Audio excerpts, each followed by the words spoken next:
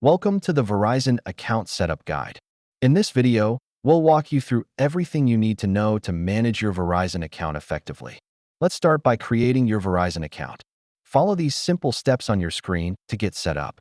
Once your account is created, here's how to navigate the Verizon dashboard and access your account details. Need to change or upgrade your plan? Here's how to manage your Verizon service with just a few clicks. Understanding your billing cycle is crucial. Let's explore the available payment options to ensure you stay on track. Setting up automatic payments is an easy way to ensure your bills are paid on time. Here's how you can set it up. Learn how to view and download your bills directly from your account to keep track of your expenses. Don't forget to explore available discounts and promotions to save on your Verizon services. For better performance, here are some helpful tips to optimize your Verizon service at home. If you encounter issues, don't worry.